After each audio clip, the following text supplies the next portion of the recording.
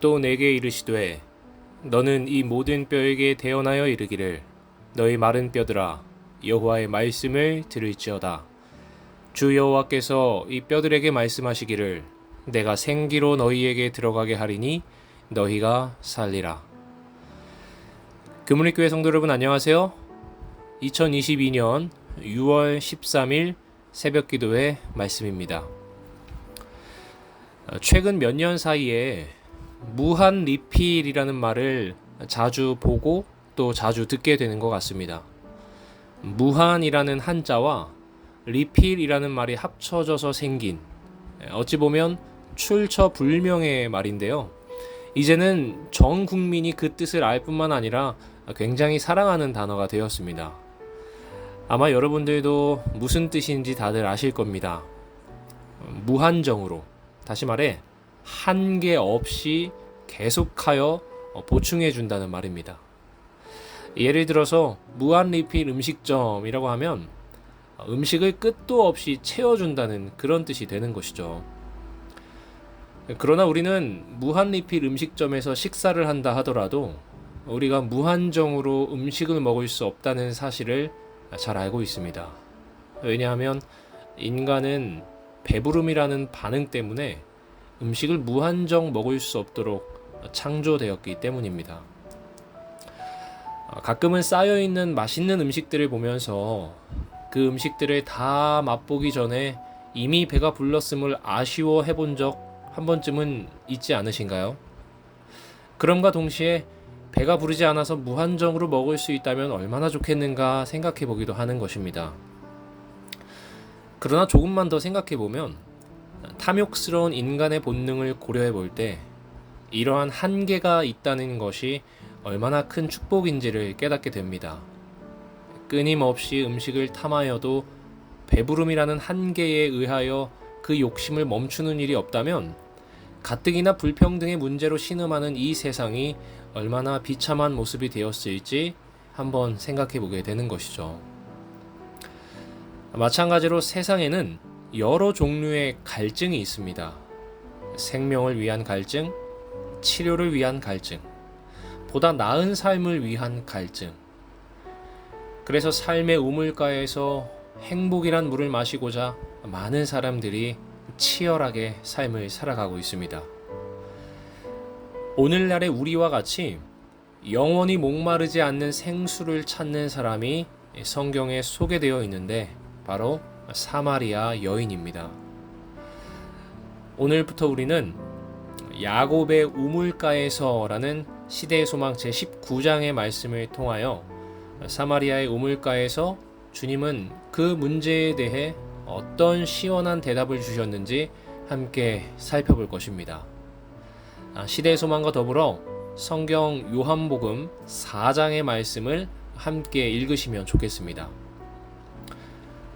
외면당한 사람, 이 세상에서 팽개쳐진 사람, 고독과 슬픔으로 사는 여인. 이 여인은 사람을 피하여 사는 자폐증에 사로잡힌 고독한 인간이었습니다. 아무리 많은 남자가 있어도 자신을 사랑의 대상이 아니라 욕망의 대상으로 취급해온 그들에게서 이 여인이 얻은 것은 고독뿐이었습니다.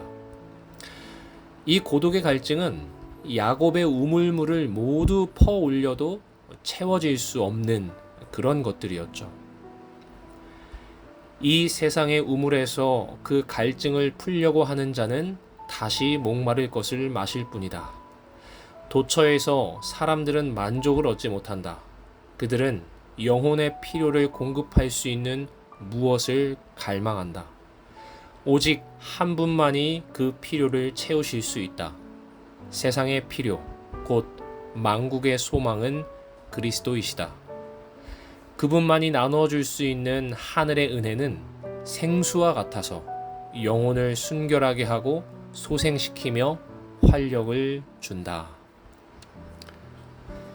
2000년 전 사마리아 땅 수가 마을에 어쩌다가 부정하게 되어 마을에서 외면당하며 고독하게 살아가고 있는 한 여인.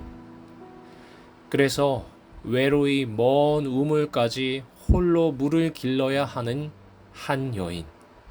어느 날 뜻밖의 그 우물가에서 한 사람을 만나게 됩니다. 이 만남은 그 여자로 모든 수치와 고독에서 그리고 삶의 단절에서 자유를 얻은 위대한 만남이었습니다. 그 여인의 뇌리에서는 한 유대 남자가 선지자로 발전하였고 드디어 여인은 그리스도라 하는 이가 오실 줄 내가 아노니 라고 고백하게 되죠. 그때 거기 서신 주님께서 내가 그로라 라고 말씀하셨습니다. 그때 여인은 벅찬 가슴을 안고 자신을 적대시했던 동네로 뛰어들어가 놀라운 뉴스를 외칩니다. 그리고 사마리아인들을 인도하죠. 누가 이 여인을 이러한 삶, 변화된 삶, 새로운 삶, 기쁨의 삶, 증거의 삶으로 바꾸어 놓았을까요? 그건 바로 예수 그리스도이십니다. 예수께서 그 여인에게 진짜 살 맛을 부여하신 것이죠. 그렇다면 과연 그 두 사람의 만남은 과연 어떤 만남이었을까요? 두 사람의 대화에서는 어떤 대화가 오고 갔을까요?